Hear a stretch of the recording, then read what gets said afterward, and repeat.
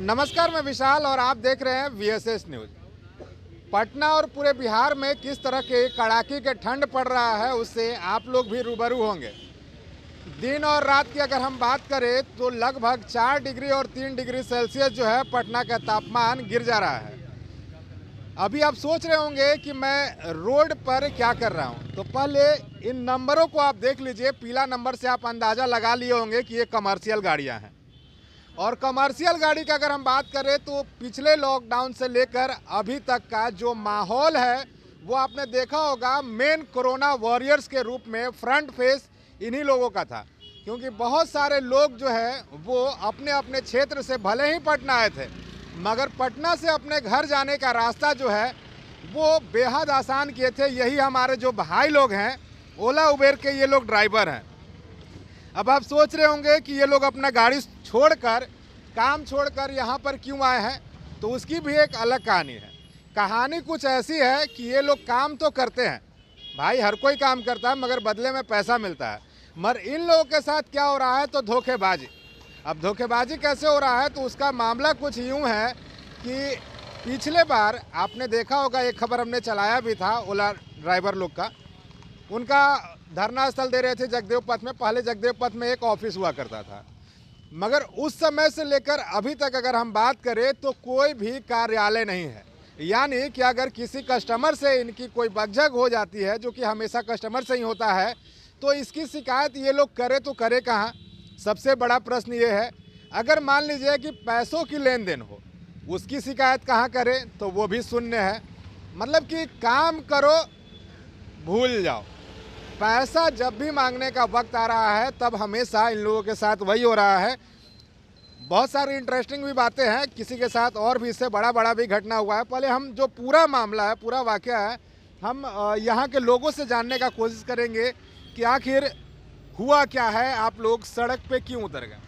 हम सर सड़क पर उतरे हैं क्योंकि हमारी कोई सुरक्षा नहीं है, कोई फेयर पॉलिसी नहीं है। कभी भी ओला या उबर है अपना किराया घटा देती है अचानक से, कोई नोटिफिकेशन नहीं देती है। अच्छा, आप लोग को पता भी नहीं चलता नहीं, है? नहीं। कभी भी नोटिफिकेशन नहीं देगी और जब मन करे उसका फेयर कम कर देती है। हम लोग अपना हर चीज़ का, आपको पता होगा कि मोटर पार्ट्स का दाम बढ़ रहा है, फ्यूल का दाम बढ़ रहा है, पार्किंग का चार्जेज है, सभी चीज़ का बढ़ रहा है रेट, पर हम लोग का कमाई दिन पर दिन घट रहा है।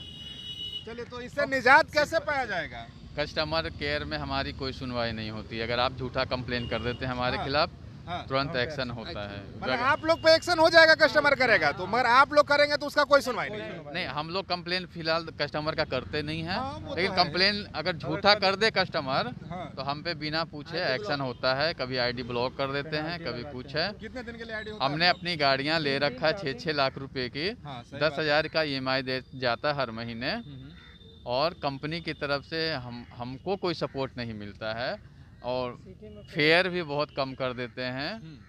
और मतलब ये है कि कंपनी की तरफ से हमारे लिए कोई, मतलब कि कंपनी को चमकाने के लिए कूपन लगा देते हैं, डिस्काउंट देते हैं, मगर आप लोग को कूपन लगाते हैं वो ठीक है। यदि आपका यदि 200 का बिल है तो वो 60 रुपया कंपनी रख लेगा, ठीक है। उसके बाद 140 रुपया बचेगा।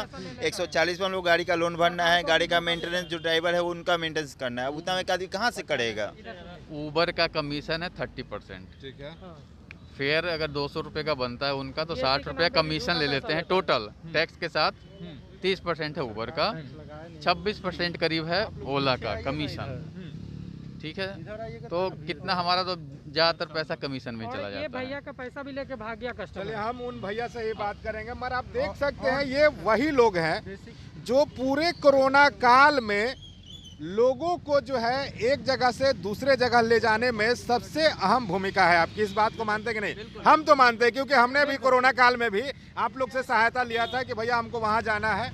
जो बेसिक किराया था वो आपने लिया भी था। बिल्कुल सर, बिल्कुल। मगर आप ही लोग के साथ अगर ऐसा होगा तो फिर कैसे? अभी तो कोरोना काल और बढ़ रहा है, तो फिर कैसे आप लोग कर पाइएगा? नहीं, देखिए सर, इसी चीज़ के लिए हम लोगों ने डिसाइड किया है कि अभी हम लोग आज पहले दिन हड़ताल पे हैं। अगर ज़रूरत पड़ी तो हम लोग कम से कम कंटिन्यू हड़ताल तो करेंगे, ठीक है। कितने लोग हैं आप लोग? हम लोग के ग्रुप में लगभग 2000 गाड़ियाँ हैं, ठीक है 2000 गाड़ियाँ हैं। जी। तो ग्रुप में हम लोग व्हाट्सएप पे सबको ऐड किए हुए हैं। ज़रूरत पड़ेगी तो रोड पे हम लोग उतरेंगे और उस तरह से सारी की सारी गाड़ियाँ बंद करवाएंगे, क्योंकि जब हम लोग पूरा मेहनत कर रहे हैं, ठीक है, सब कुछ करने के बाद हम लोग अपने घर में कुछ भी नहीं ले जा पा रहे हैं, जस्ट बिकॉज कंपनी की जो पॉलिसी है फेयर के लिए वो बहुत बुरी तरह की हो रखी है। पैसा हम लोग काम कर रहे हैं लेकिन पैसा हम लोग के घर पे जा नहीं रहा है, ठीक है।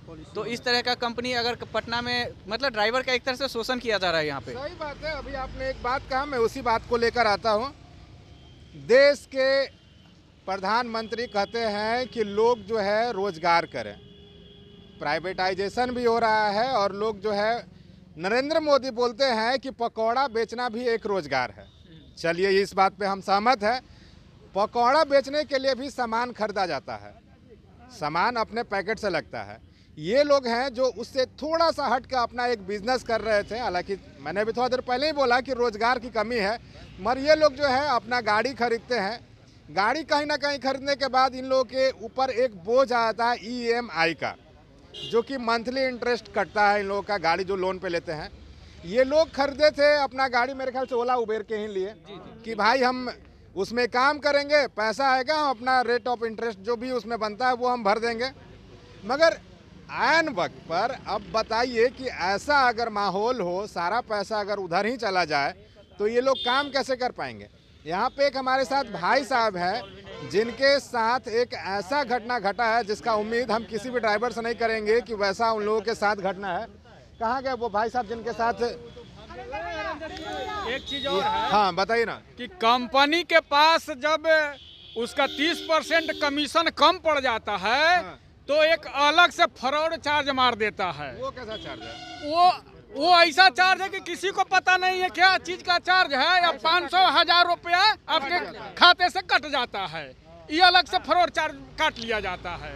और कंप्लेन करने पर 72 घंटे का समय दिया जाता है, और कितने 72 चले जाते हैं लेकिन वो पैसा वापस हमें नहीं मिलता है। सुन लीजिए, यही है, लोगों को अब मन बढ़ चुका है। हमारे देश में कंपनी खोलने का आदेश तो मिला ही है, मगर लोगों को रखने का भी आदेश है, मगर लोगों को सही दिशा निर्देश के साथ चलने का नहीं है। क्योंकि ये लोग, ओला उबेर जब आया था तो बहुत अच्छी कंपनी थी, लोग जुड़े भी थे इसमें, हजारों लोग, लाखों लोग जुड़े हुए हैं।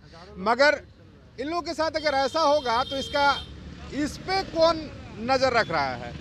चलिए, यही है वो भाई साहब, आपके साथ कुछ घटना घटा था, बताइए ना। हाँ सर, मैं जब यहाँ से राइड बुक किया और हमको यहाँ से लेके गया मैं आपका रामगढ़ के लिए, वहाँ से फिर हमको रामगढ़ से लेके गया जमशेदपुर।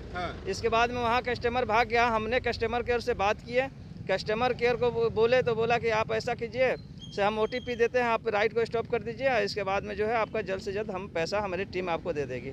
इसके बाद में टीम हमको पैसा नहीं दिया। इसके बाद में बोला कि हम बोले कि तो पैसा मेरा ये जो डूब गया से, बोला कि मेरी टीम मदद कर देगी, आज तक मदद नहीं किए। इसके बाद में का बिल बना था?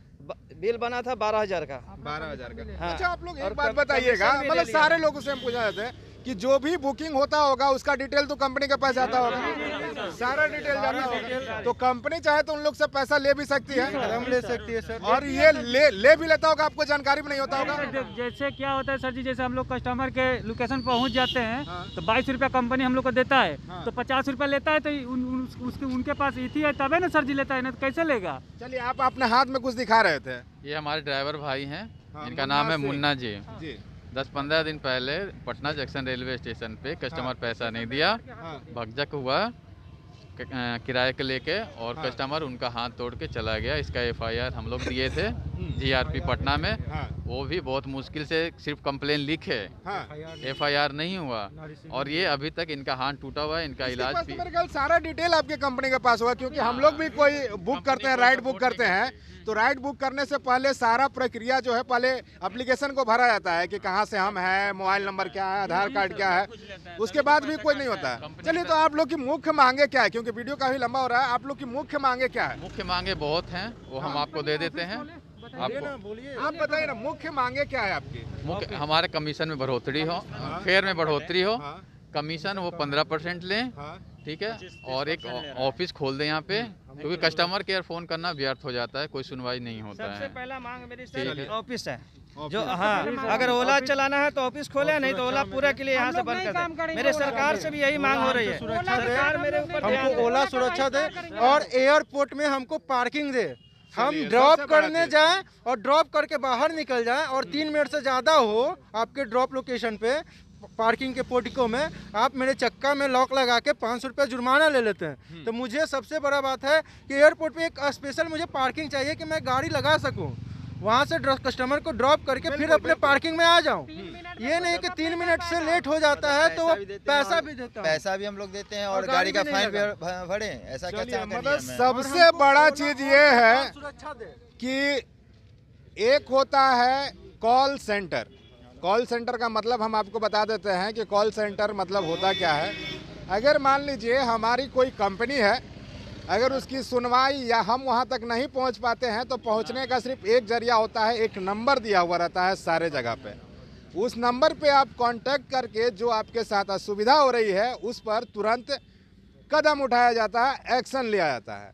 मगर इन लोगों के साथ क्या हो रहा है, जितने भी ओला के ड्राइवर्स हमारे भाई लोग जो है, जो कि कोरोना काल में सबसे ज़्यादा अगर कोई मेहनत किए थे तो ये वही लोग हैं। जी बिल्कुल, सुने भी आप कि कितना लोगों को एक दूसरे जगह पे ले गए, मगर इन्हीं लोगों के साथ जो है वो गलत हो रहा है, शोषण हो रहा है। ये लोग भी शोषण के शिकार हो चुके हैं। एक तरफ देश के और राज्य के जो मुखिया हैं वो कहते हैं कि देश में रोजगार हम दे रहे हैं। अगर ये लोग रोजगार खुद पैदा कर रहे हैं, उसके बावजूद जो है इनसे रोजगार छीना जा रहा है, तो ऐसे में कैसे होगा? आप ही बताएं। इस प्रश्न के साथ मैं छोड़े जा रहा हूँ। ये वीडियो कैसा लगा कमेंट करके हमको ज़रूर बताएं, हमारे चैनल को ज़रूर बताएं, हौसला अफजाई करें और ज़्यादा से ज़्यादा शेयर करें ताकि जितने भी ओला उबेर के ड्राइवर हैं तमाम लोगों के पास पहुँचे और वो लोग मजबूर हो जाएं, ओला उबेर के जो ऑनर्स हैं वो मजबूर हो जाएं इनकी बातों को सुनने के लिए, क्योंकि ये कुछ ज़्यादा नहीं मांग रहे हैं, ये सिर्फ अपना हक मांग रहे हैं जो कि जायज़ है। खबरों में इतना ही, बने रहे हमारे साथ, धन्यवाद।